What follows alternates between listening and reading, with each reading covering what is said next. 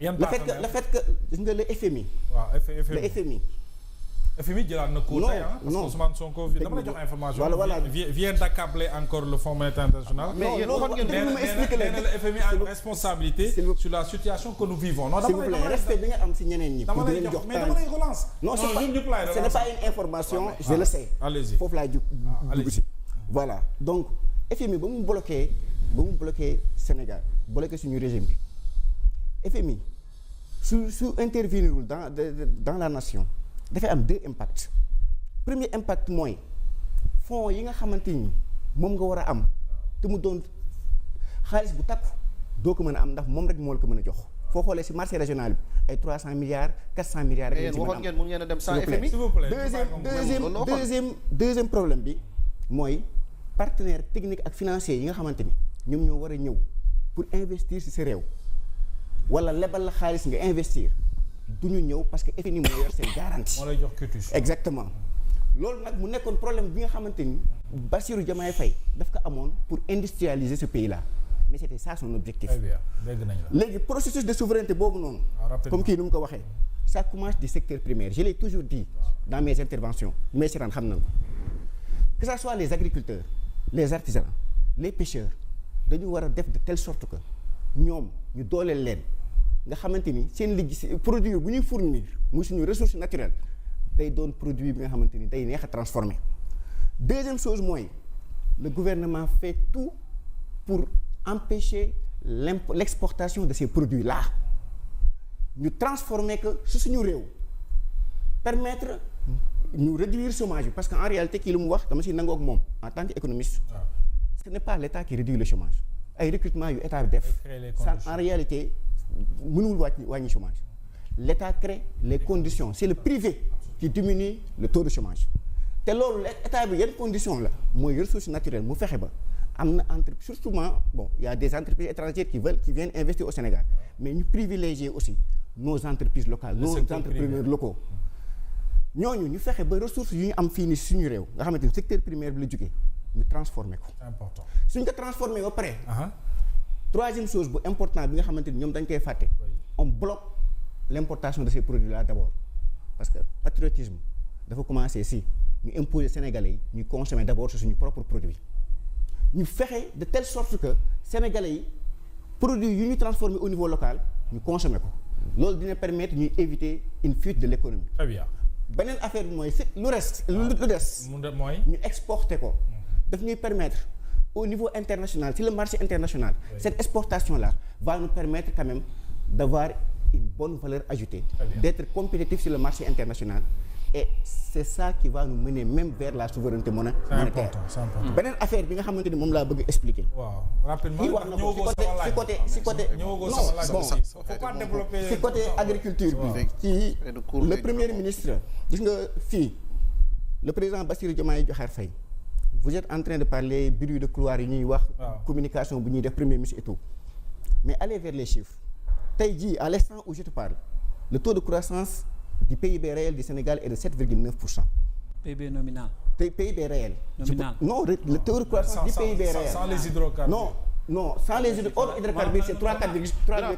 PIB réel déglu ma hors hydrocarbures c'est 3,4%. Boobu sax mooy lu officiel maintenant deuxième chose le taux d'inflation est de 1,4%. Très bien. Un pays qui est dans cette situation malgré les difficultés financières c'est un pays stable.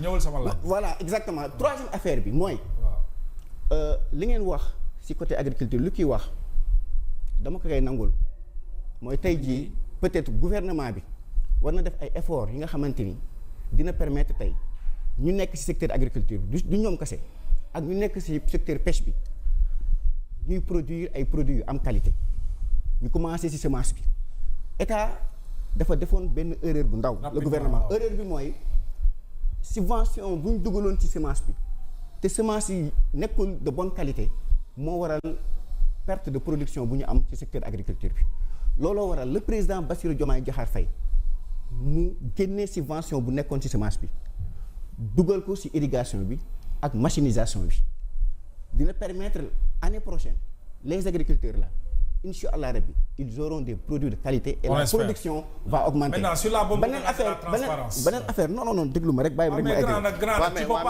nekkuñu sa nekkuñu non attends docteur. nekkuñu classe non may ma liberté il faut respecter les autres. may ma liberté mais expliquer Sénégal yi comprendre. on vous a donné largement le temps. maintenant il faut ngay répondre sur nos questions. xam nañu ko. maintenant nekkuñu classe aussi ngay def cours.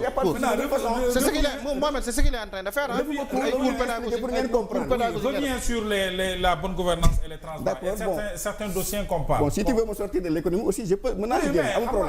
Oui, mais on a déjà compris. Ouais, d'accord. Tu as déjà dit l'essentiel, ce n'est pas que vous compreniez. L'essentiel. Oui, moi après dire. D'accord. Allez-y. Amul problème. Allez-y. Allez-y. Sur la transparence. On dit que les intellectuels, souvent nous les intellectuels.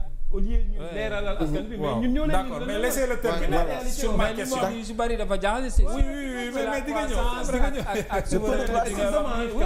alors léegi docteur ñëwal ci sama laaj. sur la transparence et la bonne gouvernance naka nga ko jàngatee. Alors concernant la transparence amul problème.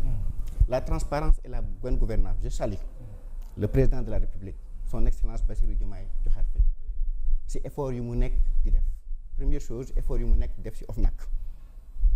Je pense que OFNAC au temps de Macky Sall il y avait énormément de dérives. loolu du sama laaj de. waaw non dañ lay laaj nga dem tontu non déglu sama laaj mooy il y a des dossiers. bonne gouvernance nga wax dans le cadre transparence oui mais j'ai bien précisé bonne gouvernance oui mais j'ai bien précisé man laajuma la non bonne gouvernance. allez bàyyi ma laajaat sama question. sama question mooy dans le cadre du jubal jubbanti. naka nga jàngatee certains dossiers yu ñu leen di waxal. jëndum oto yi assemblée nationale rapport ITIE 2024 mbirum ASER tontu ma ci yooyu docteur. alors y' a pas de souci su fekkente ni thème bi da nga ko orienté si benn domaine bi défini y' a pas de souci man dinaa la répondre voilà bonne gouvernance léegi da nga bëgg ñu wax si oto yi. voilà donc y' a pas de souci. le président de l' assemblée nationale ñetti mbir le président de l' assemblée nationale.